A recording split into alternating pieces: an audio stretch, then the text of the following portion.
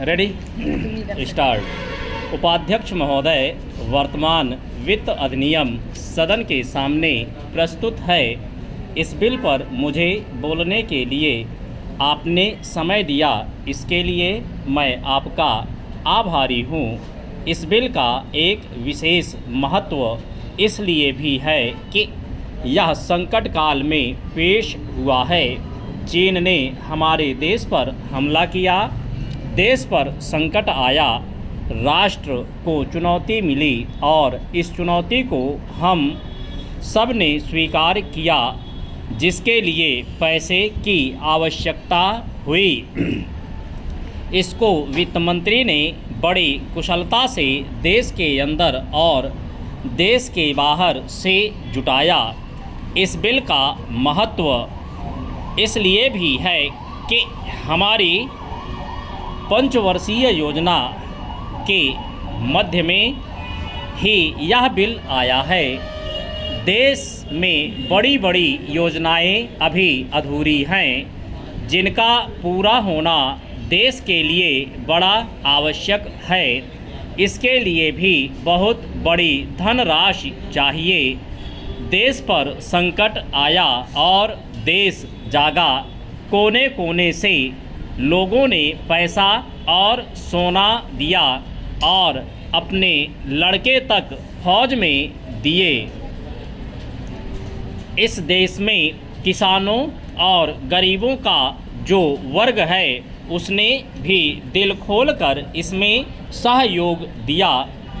उसके बाद जो उन पर अधिक बोझ कर के रूप में पड़ रहा है या अनिवार्य बचत योजना के रूप में पड़ रहा है, उसको भी वे खुशी खुशी सहन करने को तैयार हैं। परंतु वे सरकार से भी कुछ चाहते हैं। वे चाहते हैं कि उनकी जो गाढ़ी कमाई का पैसा है, खून पसीने का जो पैसा है, वह व्यर्थ के कार्यों में ना जाए और उसका सदुपयोग हो।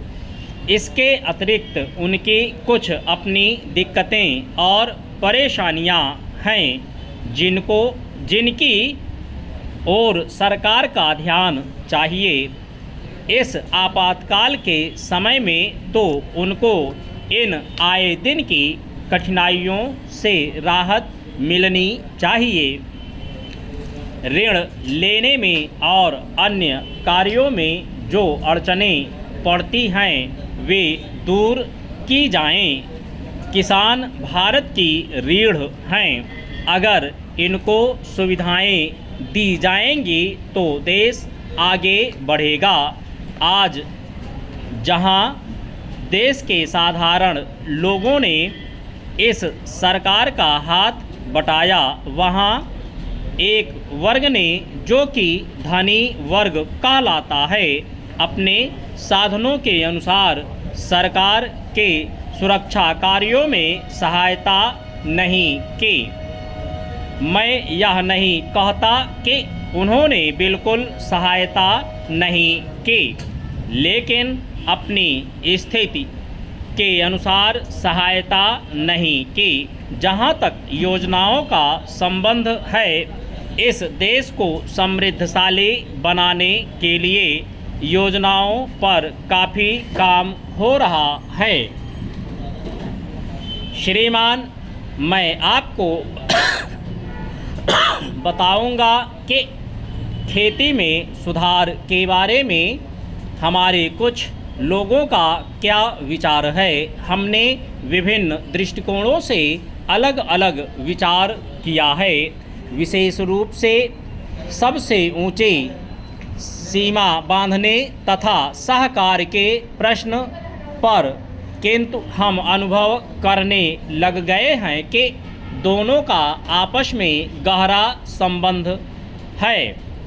अगर हमारे देश में बड़े बड़े फार्म होते तो यह कल्पना की जा सकती है, भले ही आप इससे सहमत ना हों, कि उनका कार्य संचालन दक्षता से होता और उत्पादन भी बहुत बढ़ सकता और साथ ही साथ आधुनिक तौर तरीकों का विस्तार हो सकता।